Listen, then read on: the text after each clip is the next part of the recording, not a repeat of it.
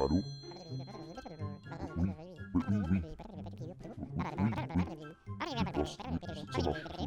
Oui, ok, pas de problème.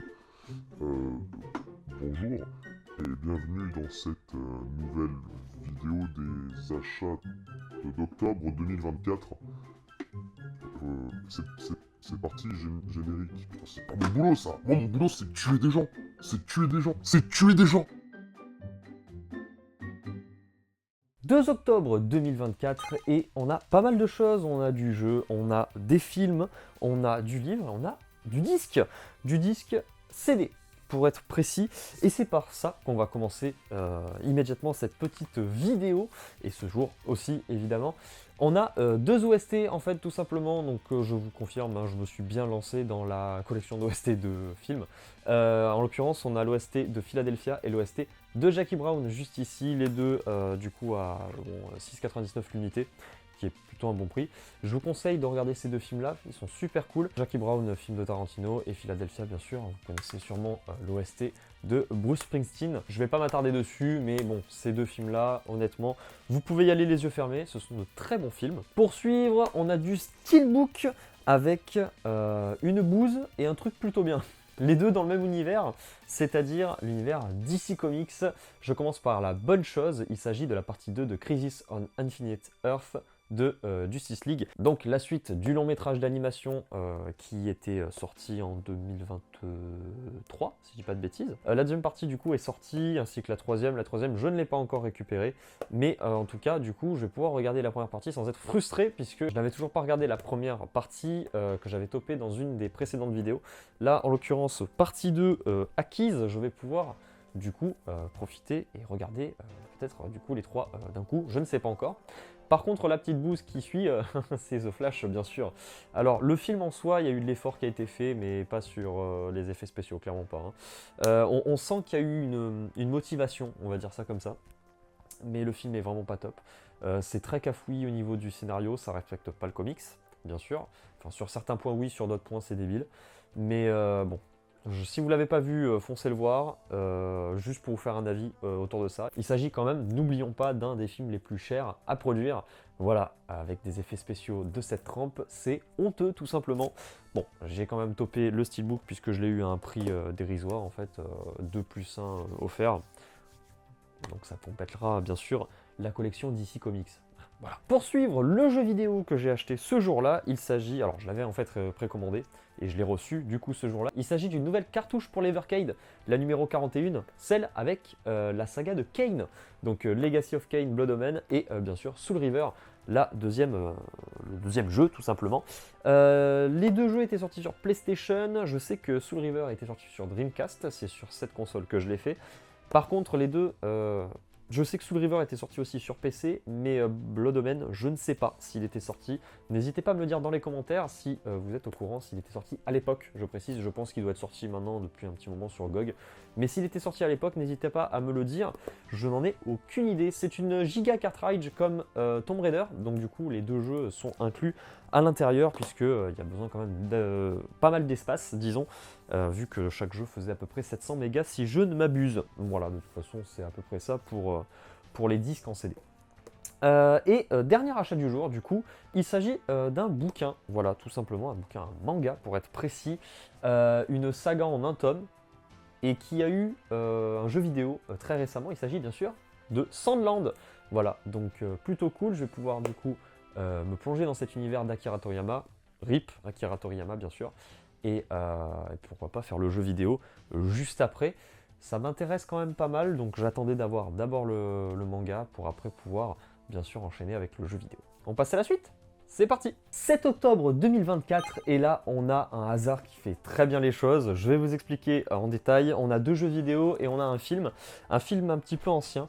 On y reviendra juste après. Concernant les deux jeux vidéo, je vous recontextualise un petit peu la situation à ce moment-là, donc ce jour-là, le 7. Je pars au travail bien sûr, et je savais que j'allais recevoir dans la journée ceci, le Final Fantasy Pixel Remaster avec le numéro 1 jusqu'au 6 de ces jeux bien sûr. J'avais sauté sur l'occasion bien sûr pour la précommande, j'avais commandé directement sur le site de Square, parce que les seuls moyens de l'avoir tout simplement c'était d'avoir soit la précommande sur la boutique officielle de Square Enix, soit d'être membre premium. Il me semble qu'ils avaient fait ça uniquement pour les premiums sur le site de Micromania.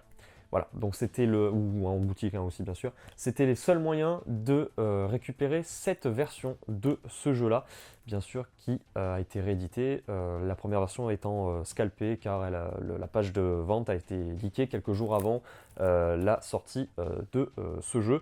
Version anniversaire, il y a une planche autocollant en plus, mais sinon ça reste le même jeu. Je voulais vraiment avoir cette collection, surtout pour Final Fantasy VI, qui est magnifique dedans.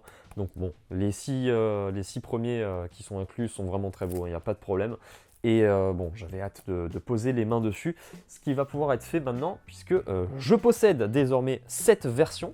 Et pourquoi le hasard fait bien les choses? Tout simplement parce que dans la même journée, donc au travail à ce moment-là, j'avais pu toper ceci.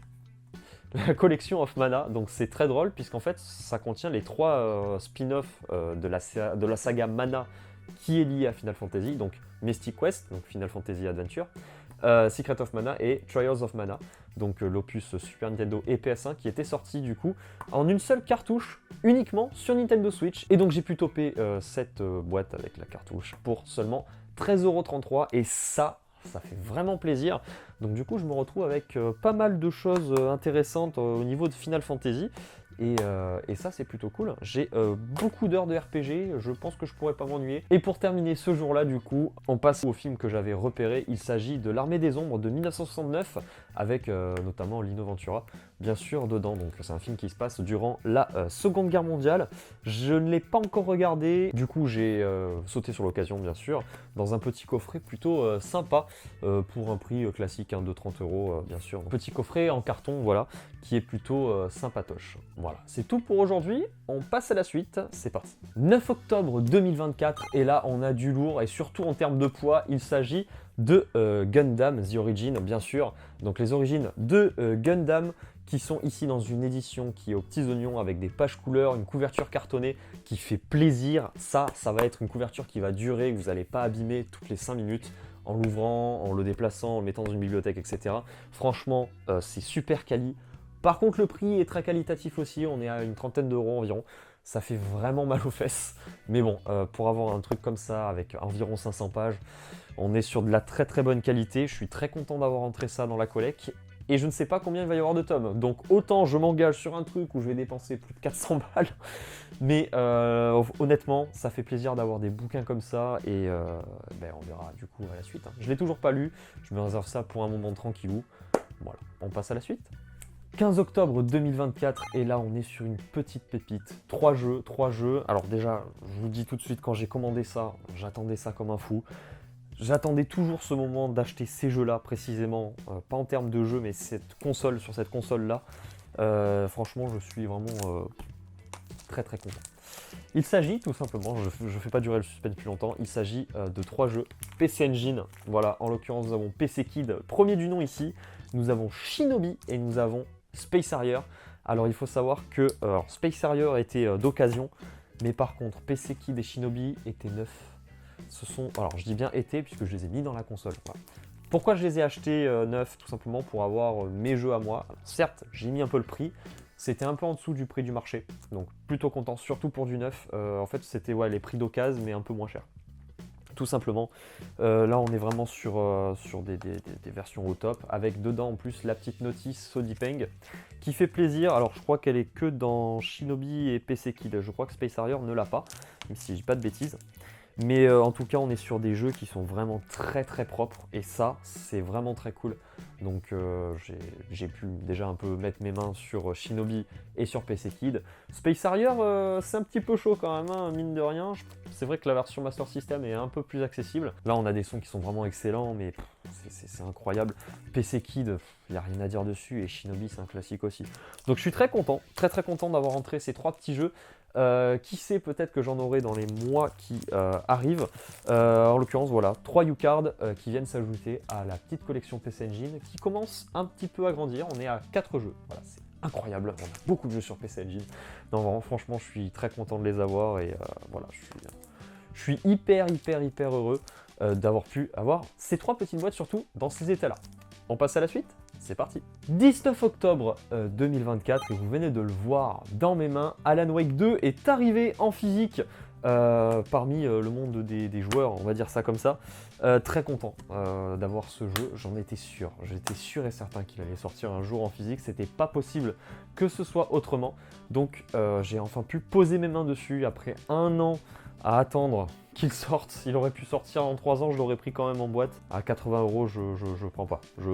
C'est non. Du coup, très content, j'ai pu le tester, il est vraiment bon. Très très bon jeu, très bonne BO aussi, comme d'habitude bien sûr. Je vous conseille de faire Alan Wake 1 si vous avez jamais fait d'Alan Wake et que vous voulez vous lancer dans l'aventure. Il y a quand même pas mal de choses à comprendre dans le 1 et dans les DLC surtout du 1. Donc le signal et l'écrivain, je vous conseille de les faire. De toute façon, c'est pas pour rien qu'ils vous mettent dedans le tout premier Alan Wake en version remaster, bien sûr, hein, évidemment, ils vont pas vous le mettre en édition 360. C'est normal, même si bon, j'aime pas trop là, cette version remaster, je m'expliquerai peut-être un jour dans une autre vidéo consacrée sur le sujet. Mais bon, il y a des trucs qui manquent, il y a des trucs qui sont pas beaux à mon sens, il y a eu des soucis avec des mises à jour, enfin, le jeu est pas patché, était dégueulasse. Donc bref, je suis très content, très content d'avoir ce jeu, il est vraiment très beau aussi. Je joue sur Xbox Series X, j'aurai la version PS5 dans pas très longtemps. Je ne sais pas quand, peut-être pour décembre, peut-être pour novembre, je ne sais pas. On verra. En tout cas, voilà, très content d'avoir ce petit Alan Wake 2. J'ai pu le commencer et c'est vraiment très cool. C'est tout ce que j'ai à dire pour l'instant sur le jeu. Je ne vais pas émettre d'avis complet puisque je n'ai pas fini l'aventure ni le DLC. Donc voilà, très content et je recommande pour l'instant là où j'en suis dans l'aventure. On passe à la suite? C'est parti! Petite virée dans mon Easy Cash local et on est le 21 octobre 2024. Alors on a deux choses, on a un petit bouquin et un jeu vidéo. Le jeu vidéo était absolument pas attendu, on va dire, surtout à ce prix-là. C'était intéressant, mais le comic c'est encore plus intéressant en termes de prix.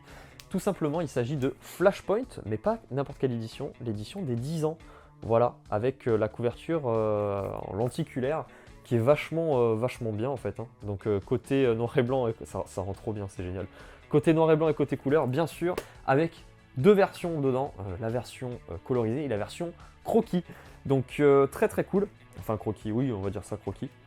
Bon, c'est complètement la version croquis, hein. Ça a été, il y a les pointillés de découpe, etc. dessus. Donc plutôt cool. Et ce qui est encore plus cool, c'est son prix, 9 €, 8,99 € pour être précis, ce qui est vraiment pas cher pour ce genre d'édition de comics. Et j'ai encore le ticket de caisse de l'ancien propriétaire qui l'avait vendu et qui l'avait acheté 35,9 €. Donc cette édition était sortie pour les 10 ans de la sortie du Flashpoint.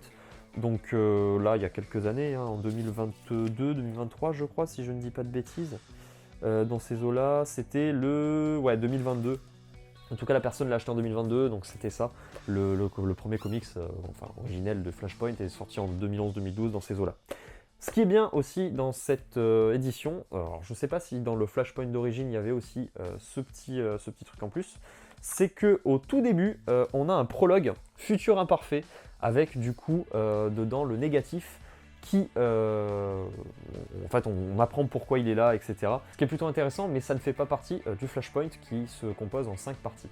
J'ai pu le lire, c'est vraiment très cool, donc je vous conseille à 200%. Pour la suite, j'ai trouvé également un petit jeu vidéo pour faire suite sur des jeux d'énigmes sortis sur Nintendo DS, en l'occurrence le tout premier sorti sur Nintendo 3DS, il s'agit de Professor Layton, le masque des miracles. Très content d'avoir topé ce Prof Layton que j'ai topé à 19,99 € si je ne dis pas de bêtises, ce qui est un prix classique, correct, il n'y a pas de bonne affaire ou quoi, ça m'a juste évité, en plus vu l'état, il est en très bon état, ça m'a juste évité de le commander et d'avoir des frais de port. Donc c'est le prix que vous avez sur internet, etc. Je trouve pas ça excessif non plus, sachant que certaines personnes pratiquent des prix un peu exorbitants pour ces jeux-là, puisque Professor Layton, il n'y en a plus depuis un petit moment. Le prochain qu'on attend, c'est le nouveau monde à vapeur, c'est ça exactement. Le nouveau monde à vapeur, qui je l'espère sera à la hauteur des autres jeux. Les derniers jeux Professor Layton ayant eu un accueil critique assez bof, c'est pour ça que Level 5 avait arrêté au bout d'un moment d'en faire. De toute façon, il y a eu l'abandon de la 3DS, etc. Donc c'était un petit peu prévisible. En bref, voilà tout ce que j'avais pour cette journée et on passe à la suite. Ouais, vous connaissez la chanson. 22 octobre 2024 et là on a du lourd. On On a du très très lourd, il s'agit de l'édition Omake Books Kickstarter, donc KissKissBankBank, des 30e anniversaire, des livres des 30e anniversaire de PlayStation, en version noire bien sûr. Alors c'est vraiment très top. Par contre, il y avait l'édition Fnac qui est sortie également en version blanche. Personnellement, je trouve que la version blanche est plus classe que cette version noire. Mais c'est une version voilà, exclusive, bien sûr, au Kickstarter qui avait été fait, enfin au crowdfunding qui avait été fait pour ces bouquins. Je suis très content d'y avoir participé. On a eu une lithographie en plus avec, donc numéroté 900 exemplaires pour ce coffret. Les livres sont arrivés en bon état, par contre l'emballage est arrivé en mauvais état. Le livreur me l'a littéralement jeté dans les graviers, donc ça c'est fantastique. J'ai un certificat d'authenticité et bien sûr dedans un petit marque-page juste ici à l'effigie du 30e anniversaire de PlayStation. Encore bravo aux équipes de Omake Books pour le travail accompli sur ces bouquins. Avoir fait ça, c'est quand même plutôt balèze. Je ne ferai pas d'unboxing sur la chaîne puisque tout le monde en a déjà fait un, donc c'est pas pertinent honnêtement, et j'aurais dû sortir plus tôt dans tous les cas. Bref, voilà, je suis très content d'avoir ces livres-là. J'ai commencé à lire un petit peu les bouquins présents dans le coffret et franchement c'est super intéressant. Je vous conseille, si vous êtes intéressé, de toper les livres. Ils sont disponibles en individuel dans le commerce. Donc foncez si ça vous intéresse. Et on passe à la suite. C'est parti. 28 octobre 2024 et j'ai topé un petit livre avec une étude qui retrace l'histoire de Last Action Hero. Donc le livre s'intitule Il était une fois Last Action Hero, qui retrace un petit peu l'histoire du flop à la sortie de ce film en 1993. Ça peut être intéressant pour les personnes qui ont envie d'avoir un peu de lore par rapport à ce qui gravitait autour du cinéma à cette époque-là. C'est plutôt intéressant, j'ai commencé à le bouquiner. Je vous le conseille si ça vous botte et c'est surtout à 9,90 €. Ça, c'est vraiment très cool pour avoir un petit peu, justement, comme je le disais, de lore autour de ce film et du cinéma à cette époque. Oui, bah ça s'est plutôt bien passé. Oui. Ah, comme un chef. Ah, franchement, la vidéo s'est très très bien passée. Oui. Bah, il y a eu quand même pas mal de dépenses, mais Ah non, je reviens pas le mois prochain. Non. Là, non, c'est non négociable. Non, c'est non négociable. C'est non. Non, je reviens pas le mois prochain. Non, c'est hors de question. Non, et c'est... une fois par an déjà, ça va. Moi, j'ai pas que ça à foutre dans la vie. Donc on va arrêter là. Allez, sur ce, ciao.